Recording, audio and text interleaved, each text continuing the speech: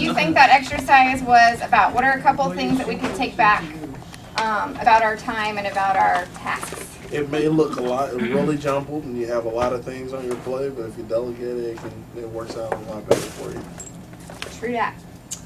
All right. Yes, Paul. Word. Two pieces may fit together very well, but only one is the correct answer. That's true too. Okay, so productivity is obviously our goal. When we're organizing our tasks and our responsibilities into time, our objective, our goal is always to be the most productive and to produce the most results, right? Unfortunately, we can't enlarge our capacity of time. We can't stop it, rewind it, or get more of it. So what do we have to do? We have to enlarge our capacity of the things that we can get done, our productivity. We can maximize our time and enlarge our capacity by multiplying our efforts through our people, through teaching them and empowering them to be able to do. And as managers, that's obviously one of our greatest responsibilities and one of our greatest challenges, because I know if you're anything like me, it's a lot easier to just do it yourself, get her done, rather than have to motivate, teach, train, follow up. But in the end, when you have that system in place, productivity goes way up, and honestly, you end up with more time on your hands, which I'm coming to discover. So we're going to give you guys some tools. We came together as 3 managers, some things that we use to help with productivity, to help with delegation, with organization, and with follow-up in our own stores with our own teams. And so Mikalah is going to share a couple of best practices along with Michelle and I here. The first thing I think that we oftentimes miss is taking time to plan. So if you guys want to open up your little packets here. And we put in here a packet of coffee. Because how many of you in the morning get up and you make time every morning to have a cup of coffee? I do. Right? No. And for how many of you? Okay, well there you go. If you didn't take time to sit down and have your cup of coffee, either you wouldn't have energy to carry out the rest of the day, you wouldn't have time to clear your mind. Just as important as our morning cup of coffee is our morning, daily, weekly, monthly times of planning.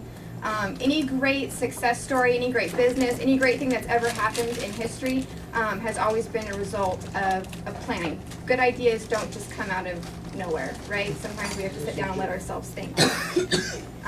So number 1, take the time to plan. Number 2 is find a way to organize your thoughts, your responsibilities, your ideas, your creative ideas, the things that junk up your mind and put your head in the sand, like the million things that we have written here on the puzzles that maybe don't allow you to think creatively because all you can think about is deadlines for RTA and getting the inventory adjusted. So some of those things that we would use would be, I'm a huge list person. I write everything into lists. When I am planning, I sit down, I think, and I put it in a list, because once it's on paper and I can come back to it, then I have time to go be with my people, I have time to delegate things, and I don't have to constantly be remembering everything in my head. We have the calendars that Jeff and Tiffany gave us, which are a huge asset to planning your day, your month, your week. So you don't have to use the Post-it notes to do that? No, the Post-it notes are more for like creative thoughts, right? Right? We all have these handy. I run my life on Post-it notes, which eventually make it onto a list, but this is a good way to get something out of your head, because we only have so much memory space, so it's good to get it out on paper. So the planners are great. Also, it'll help you when you're working with your teams. How many of you have promised a conversation with a rep, or promised to follow up with something, or given them a task that maybe they complete well, but because you're so busy doing other things, there hasn't been a specific date and time for follow-up, and they end up not getting the credit that they need, or they end up not getting the follow-up and the development that they need from that. Something else we have in here are some earplugs. And I can tell you that when you start looking at your responsibilities and you start seeing a big picture as far as what your team could do together, if everybody pitched in, if everybody wore a hat, if everybody took on a responsibility, there's going to be times that they're going to come to you and tell you why they shouldn't have to do these responsibilities, and how hard and horrible and how unfair it is. And in those times, of course, we care and we listen, because some concerns will be valid concerns. But for the other times, just as far as being a manager, sometimes you gotta just kind of listen, not necessarily put in the earplugs so you don't hear, but so that you can keep with the final goal in mind, and that you're developing them and training them to be all that they can be. And they'll come around. Mikala's going to share a best practice that she has using her floor leader guides in her store to plan out her week and clearly communicate with them. So in your package, you guys will see a floor leader guide, and I'm actually really grateful that we got those, because me, who I am a big doer, I tend to, when people need it done, I just get it done, no questions asked. With the floor leadership guide, and what I do with my team is I plan a 7-day, on each day is what we're gonna get done for the day. So like you'll have Saturday through Friday, and then you write on there the trainings that you want completed that day, things to remind the leads when they're looking in on that floor leadership guide, where you're at in the day, what maybe you need done that they can chime in on to help you during the downtime, or things that you may need for them to do that you don't get around to telling them.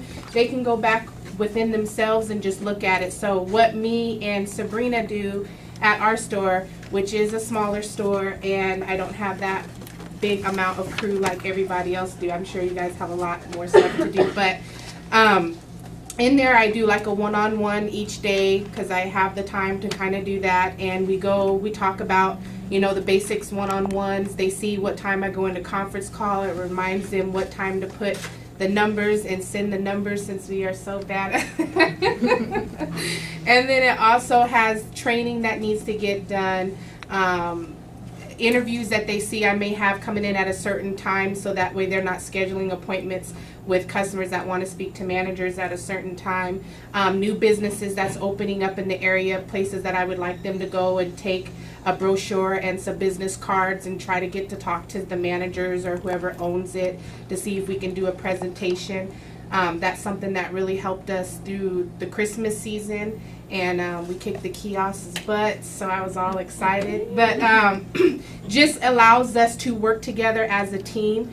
It allows them to see what I'm doing as well as what they're doing. I know being a rep, sometimes we think, God, what is the managers doing? You know, they just sitting back there not doing nothing. We're out here busting our butts. Well, they don't know the things that we do. They don't know what we have consistently on our plates every day that we need to take care of. So with the floor leadership guys, it shows them that we're doing our part. We may not be out on the floor consistently with them all day, but there's a lot of things that we have to get done operational wise to make this store run as a team. So it allows them to see what we do, and then it also allows them to see what we want them to do, and then we can come together as a team throughout the day to make sure that it gets done. So, to the point, come Saturday, come Friday, the end of the week, if every single day you check back the day before that all of those tasks got done, then you know by Friday everything that you had planned for the week is obviously done. And so it just kind of takes you from having a whole cloud of things to do to putting it down on paper for each day, making sure that it gets done, so you're not thinking of everything as a whole, but that you're taking each individual day and breaking it down so it gets done. So very good. So another best practice that we have, this is something that I'm improving on in my store, but something that really helped as far as my lead development.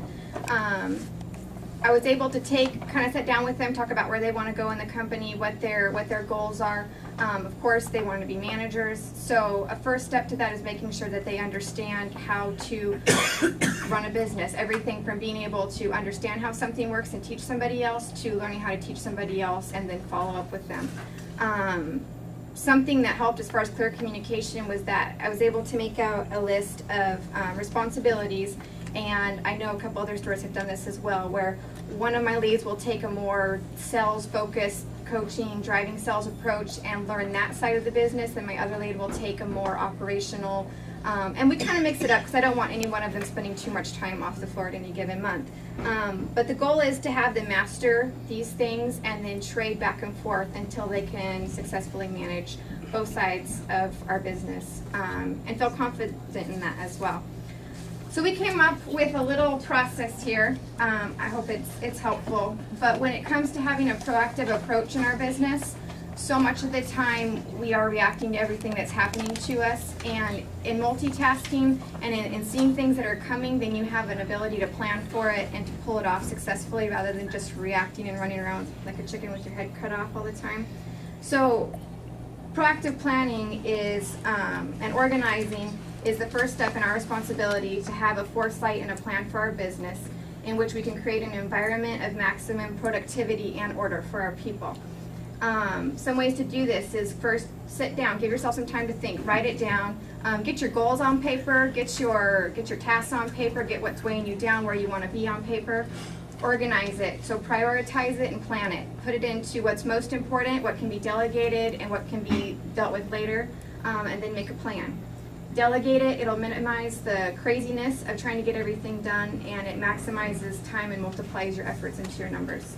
And then follow up. Set yourself reminders in your phone, through Outlook, whatever works best for you, whatever your personal style is. And this will create accountability for yourself and for your team versus the frustration of just a month later you realize something didn't get done. Now it's too late to fix it. It creates a more conducive learning environment for your people if you can follow up right away and teach them how to fix something before the axe comes down for an RSM checklist or something like that. Right? Did anybody have any questions? Nope. All right, thank you. So, and for Michelle here, who is the ASM now, she can share some best practices on some of the things that she learned as far as delegating, right? I like delegating. Delegation is good. That's my best practice. If someone else can do it for you, then let them do it. Well, what's that old adage, guys? If you need it done right,